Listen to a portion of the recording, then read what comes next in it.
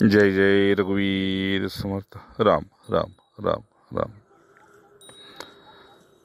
स्वानंद परिवारातील सर्व साधकांना, गुरुभक्तांना स्वानंदाचा राम राम.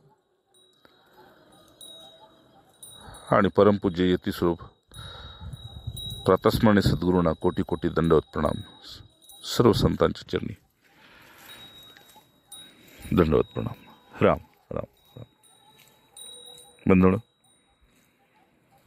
आजचा याज्ञवल्क्य स्मृतीचा हा शेवटचा भाग. अर्थात पृथ्वीतळावर मोक्षप्राप्तीसाठी, ज्ञानप्राप्तीसाठी, भगवत प्राप्तीसाठी, अगदीच नव्हे तर परमात्म शांतीसाठी, परमात्मा आनंदासाठी अनेक ऋषीमुनी होऊन गेले, तपस्वी होऊन गेले. त्यापैकी हा ध्रुवतारा अर्थात परमहंस पुरुष श्रीमद याज्ञवल्क्य ऋषी. दिव्यत्वासे यांचं म्हणायला हे ग्रहस्थी, पण खऱ्या अर्थानं त्याला माहीत होतं मी कोण आहे. मोठमोठ्या ऋषीमुनींच्या संघामध्ये राहिले. साक्षात स्वर्गलोकीचा कारभार कधी कधी पाहण्याचा, दरबार पाहण्याचा त्यांना ती संधी लाभली. एवढंच काय, देवलोकीचे देवसुद्धा त्यांच्या मैत्रीशी तळमळत होते. असं हे दिव्य चरित्र. म्हणायला यांच्या 2 बायका, पण एक ब्रह्मनिष्ठ होती आणि एक सेवानिष्ठ होती. हो, संपूर्ण उपनिषदाचा सार असा आहे की ज्या जागेवर आपला जन्म झालेला आहे, ज्या देहात जन्म झालेला आहे, ज्या कुळात जन्म झालेला आहे, राम, त्याचा हेतू, त्याचं लक्ष जाणून घेणे. जसं 30, 40, 50, 60 वर्ष या देहात राहतो, पण ठेवलेल्या नावानं आपण ओ देतो. आश्चर्य असं, आपण हात नाही, डोके नाही, मेंदू नाही, रक्त नाही, वात नाही, पित्त नाही, कफ नाही, कान नाही, डोळे नाही, पोट नाही, हे सर्व मिळून शरीर आहे. त्याला एक नाव दिलं आणि त्यानं आपण ओ देतो. मग या शरीरामध्ये खरा मी कोण आहे? बस या ऋषीमुनींनी याचा शोध घेतला. समजलं? आणि तो शोध कसा घेतला तर ज्यांनी ह्या स्थितीला प्राप्त केलेलं आहे, पण वास्तविक ते बोलायला सुद्धा मागत नाहीत. खऱ्या प्राप्तीचं लक्षण असं आहे मित्रांनो, की ज्यानं त्या परमात्म्याला बघितला त्याची वाणी मौन झाली. आणि जो त्या परमात्म्याबद्दल बोलतोय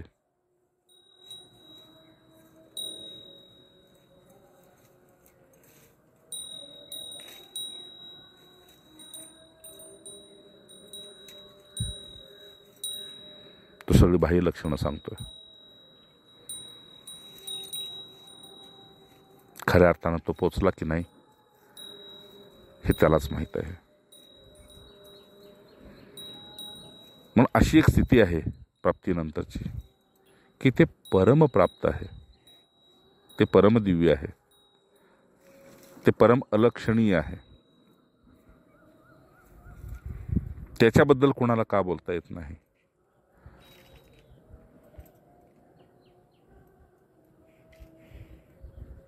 तर अरबो खरबो आनंदाला सुद्धा ते व्यक्त करता येत नाही. तो रस असा आहे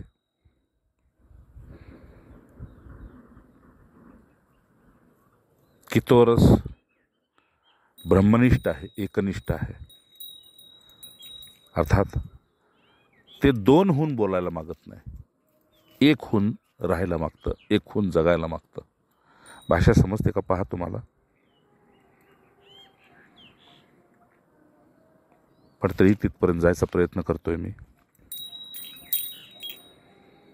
ते शब्दानं व्यक्त करता येत नाही, पण शब्दाशिवाय व्यक्त होत नाही, हे खरं आहे.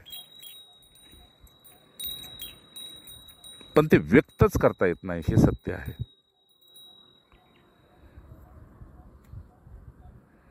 मात्र तरीसुद्धा शब्दाचाच आश्रय घ्यावा लागतो तिथपर्यंत जायला. बस ह्या ऋषीमुनींनी तेच केलेलं आहे. यतीनाम तदुपादेयम पारहंस्यम परमं पदम नातः परतरम किंचित द्युद्यते मुनिपंगवाः. उपनिषदाची पूर्णाहुती करताना हा श्लोक त्यांनी बोललेला आहे की हे मुनिश्रेष्ठ, ज्यांना ज्यांना तुम्हाला त्या भगवत तत्वामध्ये विश्रांती करायची असेल, कुणी हसतोय, खेळतोय, रडतोय, मौन आहे, गप्प आहे, छोटीशी झलक जरी त्याला मिळाली, अर्थात जसं मृगनक्षत्र निघाल्यानंतर पाऊस पडो अथवा न पडो, पण ढगाळं आकाश आच्छादित झालेलं असतं. त्यामुळे ऋतू परिवर्तनाचा आनंद आणि अनुभव स्वयं चातक पक्षाला बी येतो आणि शेतकऱ्याला बी येतो. त्याप्रमाणे जरी पृथ्वीवर त्यावेळेस हिरवळ नाही आली तरी ऋतू आलेल्याचा आपल्याला त्याची लक्षणं कळतात. ठीक आहे ना. त्याप्रमाणे नुसतं तो परमात्मा, ते तत्व, तो आनंद, तो परमानंद, तो स्वानंद हवासा असा जरी वाटलं तरी ती लक्षणं आपल्यामध्ये यायला लागतात. का तर स्त्रीबरोबर सुद्धा राहून पाहिलं, पुरुषाबरोबर राहून पाहिलं, कुटुंबाबरोबर पाहून राहिलं, काय आहे? अस्थि मासाची शरीर आहेत, आसक्तीची ही घरं आहेत. एका स्त्रीमध्ये पुरुषानं आसक्त व्हायचं, एका पुरुषानं स्त्रीमध्ये आसक्त व्हायचं, दोघांनी मिळून आपल्या कुटुंबामध्ये आसक्त व्हायचं आणि कुटुंबानं मिळून आपल्या आप्तइष्टांच्या मध्ये आसक्त व्हायचं. आसक्तीतून रागद्वेषाला जन्माला घालायचं. रागद्वेष पूर्ण नाहीच झाले तर कुणावर तरी क्रोध करायचा, आणि कुणावरती क्रोध करायचा म्हणजेच स्वतःचा संपूर्ण नाश करायचा. राम का कोपश्य मम वैराग्यदायीने दोष बोधिने. कोण म्हणते? याज्ञवल्क्य ऋषी म्हणतात. का? अरे तुम्ही मुनिश्रेष्ठ आहात ना, तुम्ही ऋषींचे संतान आहात ना, तुम्ही भगवंताचे अंश आहात ना, मग तुम्ही त्या परमहंस पदाला जरी तुम्ही प्राप्त नाही झाला, काही हरकत नाही, तुम्ही त्यांच्या स्मृतीनं मोक्षाला तर प्राप्त होऊ शकाल ना. मग माघार का घेता? मनाला मूल्य का देता? परिस्थितीमध्ये हताश निराश का होता? आगमा पाणी होता आणि तिथे स्वार्थ हे येणारं जाणारं आहे, माहीत आहे. पण तरी बी भगवंतानं असं सांगितलंय, जो माझ्याशी थोडाफार आनंदी राहतो, मी स्वतः त्याच्यासाठी अनेक परीने प्रयत्न करत राहतो. ऋषीनं आपल्याला सांगायचंय, याज्ञवल्क्यांना, की मोक्ष हा पोचलेल्या पुरुषांच्यासाठी आणि प्रयत्नशील पुरुषांच्यासाठी सुद्धा उपादेय आहे, अर्थात आवश्यक वस्तू आहे. बाकीच्या आवश्यकता शरीराच्या कुठेही पूर्ण होते. क्षुधा, तृष्णा, शोक, मोह ह्या उर्मी थोड्याफार माराव्या लागतात. नाहीतर इंद्रियाची सुख, उदरभरण हे कुत्री मांजरी सुद्धा कुठेही करतात, असं याज्ञवल्क्यांना सांगायचंय.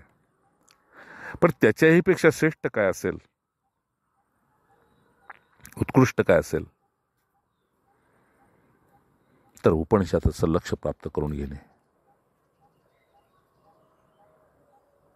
म्हणजे उपनिषदाचा अर्थ आहे श्रेष्ठ हेतूची प्राप्ती करून घेणे, बाकीच्याचा निषेध करणे, संबंध विच्छेद करणे, म्हणजे स्वतःच्या सामर्थ्यानं त्याला निर्मूल्य करणे, क्षणभंगूर करणे, तुच्छ लेखणे. का बरं? यती जो आहे, अर्थात ज्याला मोक्षप्राप्तीची इच्छा आहे, त्याला यती म्हटलं जातं. केवळ संन्यास वृत्तीने राहणारा नव्हे, संन्यास घेऊन जाणारच नव्हे, तर जो मोक्ष इच्छुक आहे ते सर्व यतीच आहेत. त्याने भावना अशी करावी की मी या संसारामध्ये अगदी चित स्वरूप आहे. म्हणजे काय? चित स्वरूप म्हणजे काय? राम, मी एकदम चित स्वरूप आहे. तो कसा आहे? अर्थात माझंच स्वरूप मी शोधायला गेलो तर मलाच सापडत नाही, इतकं मी सूक्ष्म आहे. मी शोधायला गेलो तर मी बुडून जातो, पण मला त्याचा शोध लागत नाही. गोडीची चव घ्यायला लागलो तर जीभच गोड होऊन जाते. ठीक आहे ना? पण गोडी कशी आहे हे जिभेशिवाय सांगता येत नाही. खरं आपल्याला ऋषींना असं सांगायचंय, याज्ञवल्क्यांना, हे अखंड ब्रह्मांड जे आहे ते खूप चिन्मय आहे, अतिशय सूक्ष्म आहे. कसं सूक्ष्म आहे तर या पृथ्वीला सोडून हजारो मैल विमानानं आकाशामध्ये ज्यांनी प्रवास केलेला आहे त्यांना विचारा की ही पृथ्वी तुम्हाला केवढीशी दिसते, तर अंड्या एवढी दिसते. या ब्रह्मांडामध्ये हे पडलेलं एक चिन्मय आहे ब्रह्मांड, चिन्मय ब्रह्मांड आहे, अतिशय सूक्ष्म आहे. या अनंत ब्रह्मांडामध्ये आपण विचार करून पहा मित्रांनो, अनंत ब्रह्मांडामध्ये एक पृथ्वी, एक पिंड आहे आणि त्या पिंडामधला आपण एक पिंड आहे. आता पहा, ज्याला एवढी बुद्धी दिलेली आहे त्याचं अस्तित्व काय शून्य आहे. जो स्वतःला जाणू शकत नाही किंवा मूळ तत्वाशी एकाकार होत नाही, त्याचं अस्तित्व शून्य आहे.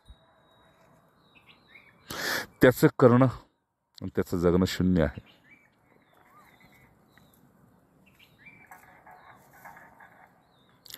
कबीर म्हणतात, खाया पिया सुख से सोया, अंत समय आया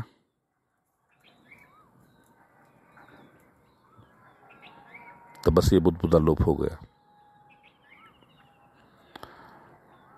आयुष्य हे पाण्याच्या बुडबुड्यासारखं आहे,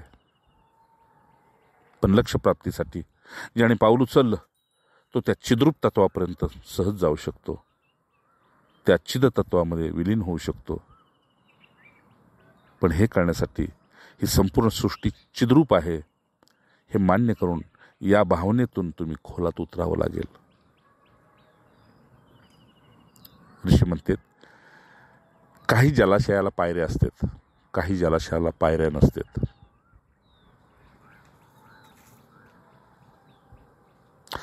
हा संसार कूप असा आहे, याला पायऱ्या नाहीत. ठीक आहे. हा संसार कूप असा आहे की याला पायऱ्या नाहीत. हे अंधकूप आहे, आंधळी विहीर आहे. यात जो पडला तो पुन्हा लवकर निघत नाही.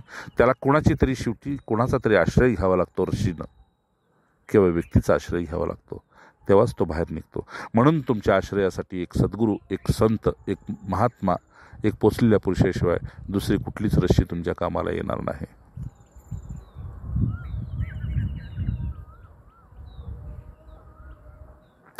आणि एक पायऱ्या असलेलं जलाशय आहे आणि एक पायऱ्या नसलेलं जलाशय आहे. हे पायऱ्या नसलेलं म्हणजे संसार आणि पायऱ्या असलेलं म्हणजे परमार्थ. इथे तुम्ही हळूहळू हळूहळू हळूहळू उतरता उतरता शेवटी तुमच्या पायाला पाणी लागतं. तत्पूर्वी तुमच्या अंगाला गारवा लागतो. जसं पायाला पाणी लागलं की तुम्ही शेवटच्या पायरीवर बसला तर बसण्याचा आनंद घ्या, पोहण्याचा आनंद घ्या, पाणी पिण्याचा आनंद घ्या, स्वतंत्र इच्छुक आहात. हे जलाशय तसं आहे. म्हणून सामान्यातल्या सामान्य पुरुषानं सुद्धा आपल्या जीवनाचा हा विचार करावा की ज्ञानी पुरुष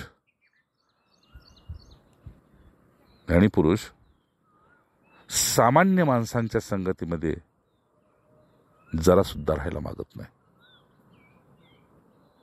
पण हरी इच्छा घरी असे जरा सुद्धा, जसं अंधारात प्रकाश जरा सुद्धा राहायला मागत नाही. समज घ्या ना, उदाहरण काय आहे ऋषींचं. अंधारामध्ये प्रकाश जरा सुद्धा राहायला मागत नाही.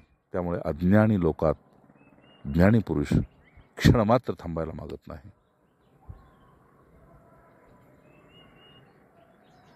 त्याप्रमाणे ज्याला या ऋषितुल्य तत्वाची, मोक्षाची, ब्रह्मानंदाची, आत्मानंदाची, आत्मज्ञानाची, आत्मसुखाची ज्याला अपेक्षा आहे त्याने संयमी पुरुषाचाच संग करावा.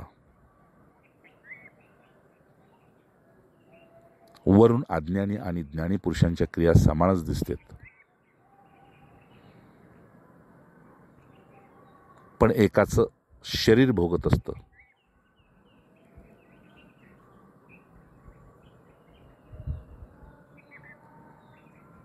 आणि दुसऱ्याच्या सवयी भोगत असतात. राम आणि सवयीचं रूपांतर शेवटी गोडीमध्ये उतरतं. म्हणून मृत्यूपर्यंत त्याला संसाराच्याच क्रिया आणि संसाराचीच आकर्षणं प्रिय राहतात. तशाला पुनरपि जनम, त्याला पुन्हा पुन्हा येणं नक्की आहे. म्हणून बाबांनो, ऋषी म्हणतात बाबांनो, सामान्य जनांच्या तुलनेत स्वतःला तोलू नका. ज्याने तुमची निवड केलेली आहे त्याला खोटं ठरवू नका. तुम्ही उदार आत्मा आहात आणि तो कृपानिष्ठ आहे. कुठेतरी तुमचं पुण्य तुम्हाला त्याच्यापर्यंत घेऊन गेलं आणि त्याने आपल्या नजरेने तुम्हाला शोधलं आणि जगावेगळं केलं. जसं नाथाने सांगितलं, वेगळे निघा, वेगळे निघून जग बघा. म्हणून ज्यानं तुमची निवड केलेली आहे त्याचा पुरुषार्थ तुम्ही व्यर्थ जाऊ देऊ नका. ते जर योगी असतील तर तुम्ही यती आहात, आणि तुम्ही यती असाल, ते जर यती असतील तर तुम्ही योगी आहात. आणि म्हणून हा संबंध नियतीने तुमच्याशी आणि त्यांच्याशी एकमेकाचा जोडून दिलेला आहे. लक्षात ठेवा, सावधान पुरुष जो आहे तो सर्वसामान्यांच्यापासून विरक्त असतो, आणि विरक्त पुरुष तोच खरा योगी आहे. आणि जो योगी आहे तो अखंड जागृतीमध्ये सुषुप्तीचा आश्रय घेतो. जागृतीमध्ये सुषुप्तीचा म्हणजे गाढ झोपेतला जसा आनंद असतो तसा नितांत या जगाकडे पाहत असतो की इथे मरणारेच जन्मतेत,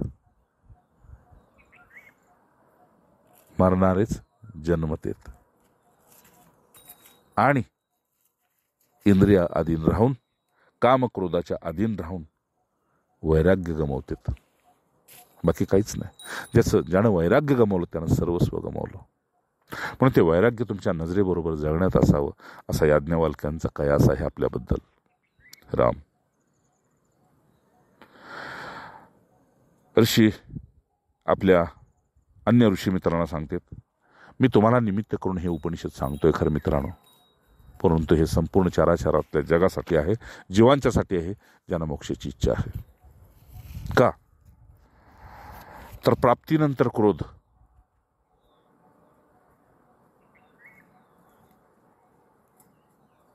त्याच व्यक्तींना झालेला आहे.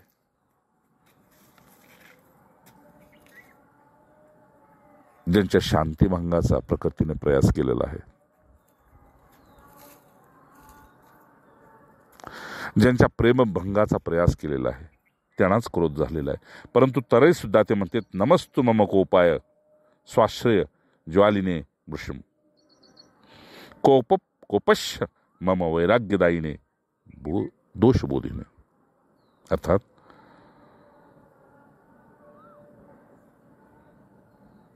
जो क्रोध स्वतःच्या आधारालाच भस्म करतो, लक्षात ठेवा, हा श्लोक खूप सुंदर आहे.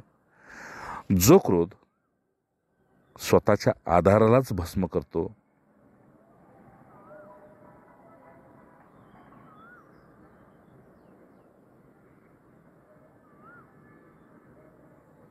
त्या क्रोधालाच भस्मीभूत करा आणि नमस्कार करा. पुन्हा एकदा ऐका, स्वतःच्या आधारालाच जो क्रोध भस्म करतो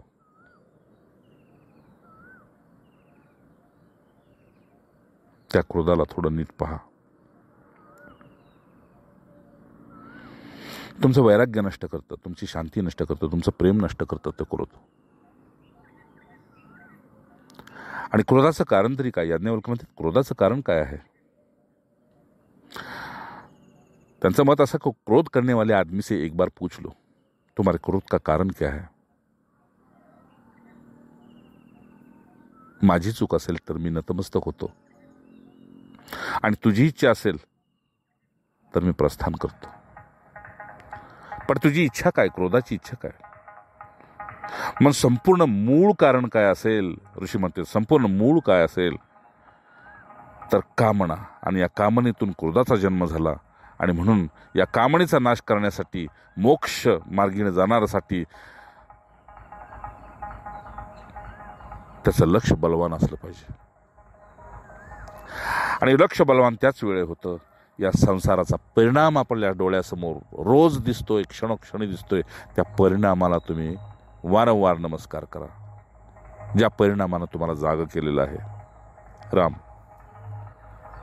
श्लोक संपवण्यापूर्वी मित्रांनो पुन्हा एकदा सांगतो, फार मोठे हे असे दिव्य महामुनी होऊन गेले आहेत, ऋषीमुनी होऊन गेले आहेत. त्यात माझा विशेष याज्ञवल्क्यांच्या प्रती अपार विश्वास आहे. आणि ज्याची श्रद्धा स्थिर झाली त्यालाच विश्वास प्राप्त होतो. आणि एकदा विश्वास प्राप्त झाला की वैराग्य स्थिर होतं. त्यांना वारंवार आपला नमस्कार होतो, वारंवार त्यांचा आधार प्राप्त होतो. आणि या आधारासाठी तुम्ही पहिलं आपल्या मोक्षाची इच्छा वारंवार गुरुचरणी प्रकट करा, आनंदाची इच्छा प्रकट करा, आत्मस्थितीची इच्छा प्रकट करा. या इच्छेपुढे सर्व इच्छा बोथट होते. आणि एक दिवस असा येतो की खरोखर त्या महापुरुषांची दोन्ही हात पसरलेली आकृती आपल्या समोर उभी राहते, जी आलिंगनासाठी आतुर झालेली असते. म्हणून हे म्हणतात नमस्तु मम कोपाय. पुन्हा पुन्हा या रागावर पहा, रागाकडे पहा, क्रोधाकडे पहा.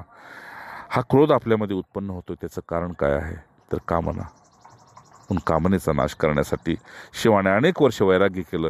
अशा शिवस्वरूप सद्गुरूंना ज्यावेळेस आपण अनन्यभावाने शरण जातो त्यावेळेस आपल्याला त्यांच्या इतकी तपस्या करावी लागत नाही, त्यांच्या इतकी श्रद्धा स्थिर करावी लागत नाही. फक्त स्थिर करावा काय लागत असेल तर तो विश्वास. आणि भगवंताचं मत आहे शेवटी परमार्थामध्ये विश्वासच तुम्हाला कडेवर घेऊन फिरतो, बाकी कुणीच नाही. त्या विश्वासावर तुम्ही समाधिस्थ व्हायचं असेल समाधिस्थ व्हा. तुम्ही अभूतळावर विचरण करायचं असेल विचरण करा. तुम्ही इथं ग्रस्त धर्म स्वीकारा, संन्यस्त धर्म स्वीकारा, वानप्रस्थ स्वीकारा, ज्याला जसं वाटते, जो जीवांची तो ते लाव, किंवा भगवंताच्या भाषेत यथेच्छ शुद्धता करू. राम. या उपनिषदाचा शेवट याच वचनावर होतोय की या संसाराला वारंवार नमस्कार करा, की इथं वैराग्याचे प्रसंग क्षणोक्षणी उभे राहतात. पण आपण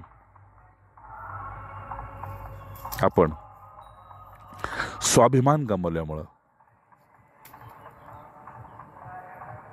फाजील संसाराला पाठीवर टाकतो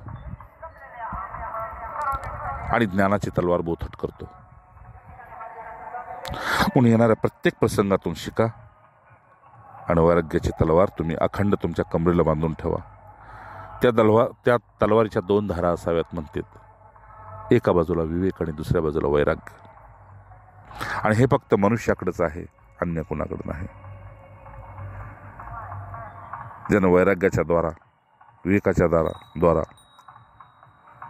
राग, आसक्ती, मोह कमी केला तो अक्रोधी पुरुष या पृथ्वीतळावर वारंवार नमन करण्यासारखा आहे, वंदन करण्यासारखं आहे. म्हणून आपल्या जीवनामध्ये काहीतरी यथाशक्ती नियम घ्या आणि ते नियम प्राणप्रिय करा. ते प्रायश्चित्त प्राणप्रिय करा, तो पश्चाताप प्राणप्रिय करा.